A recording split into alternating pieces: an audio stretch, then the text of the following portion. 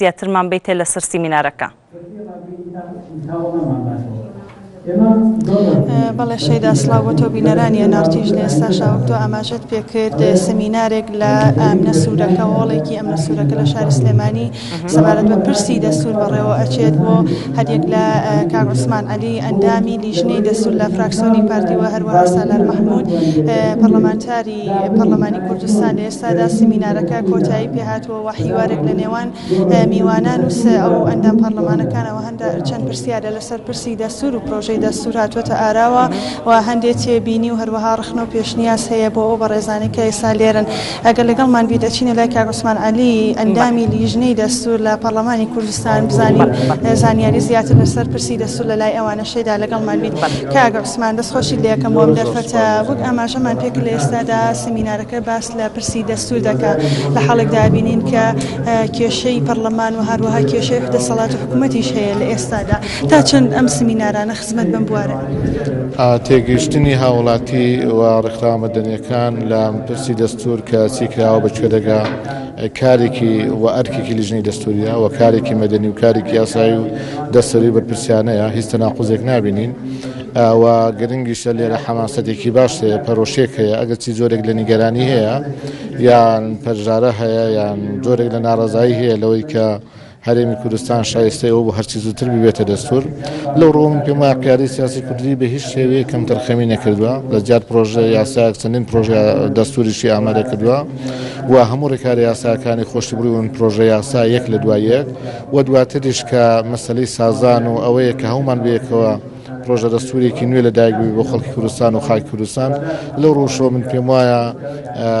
پەرلەمانی کوردستان و پارتە سیاسەکان و لیژنەی دەستوری بە شێوەیەکی گشتی بای ئەوەندە کاریان کردووە کە ڕووی خۆیان و دەرونی خۆیان بە ئیجابی بەگەژی نیشانی خەڵک و نیشانی لاپەڕەکانی مێژوو بدەن. لەم حیوارەی کە دروست بوو لە نێوان ئامادەبووان و ئێوەدا هەندێک تێبینی هەندێک ڕخنە بوو لەسەرەوەی کە لە ئێستادا کێشەی پەرلەمان هەیە کێشە و گرفتی حکومی هەیە کێشەی لایەنە ئەمنی و هەروەها لایەنە سیاسیەکان هەیە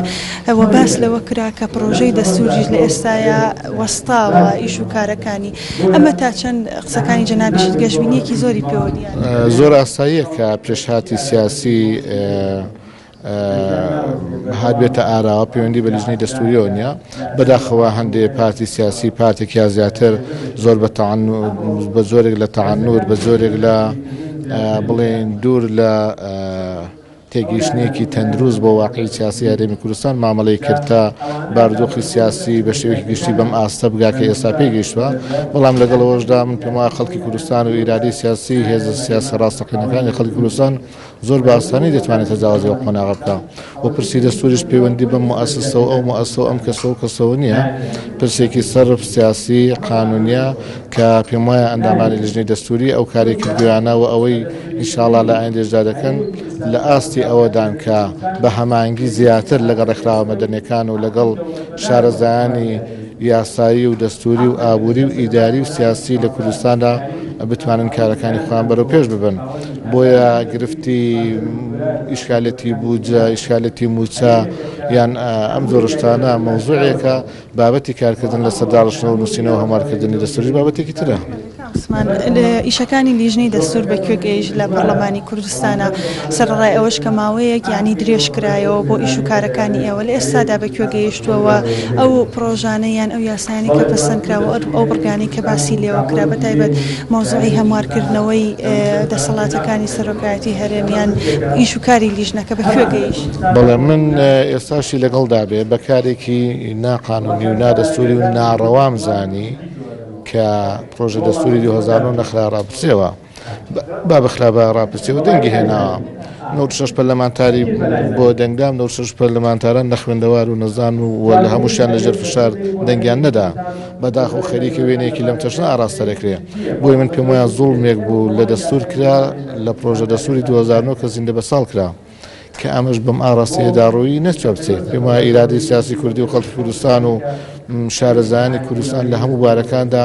زۆر بە ئاسانی لەو ئاستەدا کە بتوانێت پرۆژە دەستورێک بێنێتە ئاراوە کە من دڵنیام دەگەینە سازان دەگەینە تەوافقێکی ئیجابی. ئەگەر نەشگەیشتین دەکرێت زۆر ئاسایە من پێم وایە هەندێشت بە دووڕێی بخرێتە ڕیفراندۆمەوە یان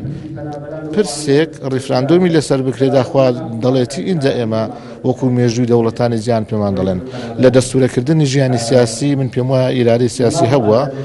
بەڵام لە قۆراغی زۆر بە زۆردا خەڵکانێک تیارێک لایەنێک پەیدا دەبن کە لە ڕووی پروپاگەندە و ئیعلامیەوە وێنەیەکی چاوەشەکاری دەدەنە ڕایگشتی و دەدەنە شەقام لەو ڕۆوە من قیادەی سیاسی کوردی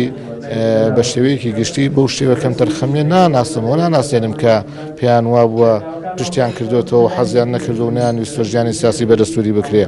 ئێمە موسساتمان هەیە شانازیشان پێوە دەکەین بەرهەمی قوربانیدان و خوێندنشێدان و خەڵکی کوردستانە بەڵام هەمیشە چاومان لە باشتر و باشترکردنە. بەڵێ شەیدا ئەمە تا ئێستا ئەم زانیاریانەی کە وەک کاک عوسمان عەلیش ئاماژەی پێکردووە هەروەها ئەو میوانانەش کە لە ئێرە هەندوو ڕای جیاواز هەیە تا ئەستێک گەشتبینی بە پەرلەمانتارەکانەوە دیارە سەبارەت بە پرسی دەستور و هەروەها پرسی هەموارکردنەوەی دەسەڵاتی سەرۆکایەتی هەرێم بەڵام میوانەکان ڕابۆچوونێکی جیاوازتریان هەیەەوە تا ئاستێکی زۆر گەشتبینین بە باردۆخەکە بە تایبەت کە لە ئێستاە کە زۆربەی شوکارەکانی حکوومەت ڕاوەستاوە ئەگەڕێمەوە سپاس بۆ تۆ سپاس بۆ زانیاریەکانت سپاس بۆ وەرگرتنی و